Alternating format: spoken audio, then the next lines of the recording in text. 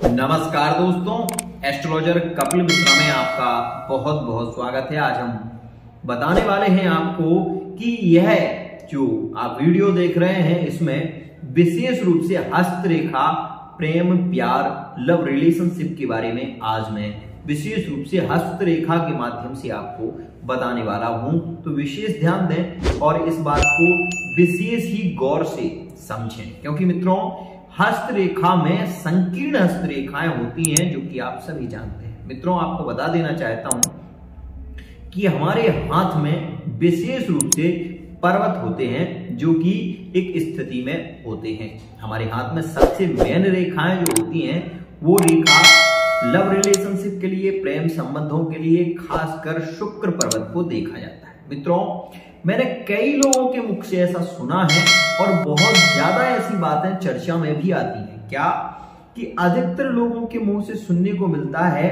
कि हमारे गुण तो बहुत अच्छे मिल गए थे, विवाह के समय हमारे गुण तो विशेष रूप से 24 मिले थे हमारे और उनके 24 गुण थे, लेकिन विशेष रूप से आज हमारी दोनों में पट नहीं रही है, प्रेम संबंध नहीं है, हमारे दोनों के विचार ही नहीं मिलते। मित्रों क्यों नहीं मिलते? दूसरी स्थिति समझिए।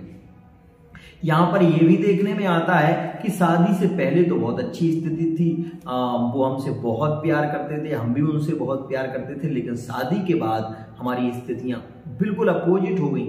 ऐसा क्यों क्यों क्यों हुआ ऐसा आपके साथ में? आप शादी से पहले बहुत प्यार करते थे, शादी से पहले बहुत घुमाने ले जाते थे, शादी से पहले स्थितियां ये थी कि आप पूर्ण समर्पण था आपके लिए, लेकिन शादी के बाद सारी स्थितियां ही चेंज हो गई, सब कुछ बदल गया, आपके जीवन में सारी खुशियां बदल गईं। क्यों? क्योंकि वो चेहरा ही आप नहीं समझ पाए, जो चेहरा मुखौटा लगाकर आपको दिखाई दे रहा था वो चेहरा असली चेहरा नहीं था, वो नकली चेहरा था।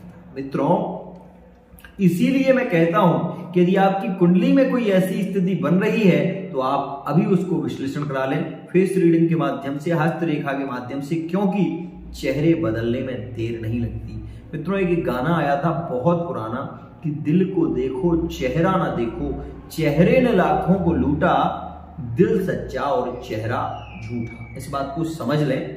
आज मैं जो चीज आपको बताने वाला हूं वो आपके जीवन में काम आएगी। मित्रों हमारा यह हाथ है, इसको बहुत गौर से देखें। इसमें आपको दिखाई दे रही है जो रेखा है वो विशेष रूप से यह जो रेखा निकली है, जो तर्जनी उंगली है, ये तर्जनी उंगली के जो ऊपर से बीच में रेखा निकली है इसे हम हृदय रेखा कहते हैं। और मित्रों यह जो रेखा आपको दिखाई दे रही है यह मस्तिष्क रेखा है, और यह जो रेखा आपको दिखाई दे रही है ये रेखा आयु की रेखा मानी जाती है। मित्रों भाग्य रेखा ये निकल रही है, ये भाग्य रेखा है।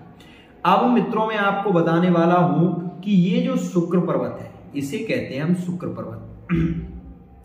अगर ये किसी व्यक्ति का बहुत ज्यादा उठा हुआ होता है, जैसे कि उठा नहीं है लेकिन अगर किसी का उठा हुआ होता है ये पर्वत, ये पर्वत बहुत ज्यादा अगर उठा हो और यहां से संकीर्ण कोई रेखा ऊपर की ओर जा रही हो, ऊर्ध्वगामी रेखा हो, तो मित्रों वो व्यक्ति बहुत ज्यादा कामी होता है। कामातुराणाम न भयम न लज्जा, न उसे तो लज्जा होती है न उसे किसी भी प्रकार का भय होता है। मित्रों ऐसे लोग विशेष रूप से कामी पुरुष कहे जाते हैं। मित्रों यह जो अंगूठे के बगल का स्थान होता है इसे हम शुक्र पर्वत कहते हैं। मित्रों अगर ये उभरा हो और इसके ऊपर से रेखा सीधी अंगूठे के ऊपर तक जा रही हो तो ये मान लीजिए ऐसा व्यक्ति बहुत ज्यादा कामी होता है और बहुत ज्यादा लंपट पुरुष कह सकते हैं उसे हम, वो बहुत ही ज्यादा कामी होता है। साथ ही इसमें एक और खास बात होती है मित्रों, मैं आपको बता दूं कि विशेष रूप से अगर हृदय रेखा के बगल से, ध्यान दें, अगर हृदय रेखा के बगल से निकलती हुई यह जो रेखा है, ये जो रेखा यहां जुड़ी है, अगर ये रेखा यहां ना जुड़ के सीधी गुरु पर्वत पर चली जाए और मित्रों यहां पर छोटे से सिंबल दिखाई दें तो ऐसा व्यक्ति बहुत ज्यादा कामी होता है और उसके कई जगह संबंध होते हैं। आज मैंने एक रेखा को देखा जिसमें विशेष रूप से हस्तरेखा को देखा था। उनके हाथ में कुछ ऐसी रेखाएं थी जिसके कारण मैं उनके हाथों को तो नहीं बता सकता, लेकिन मैं इतना बता रहा हूं कि उनके हाथ में एक तिल था।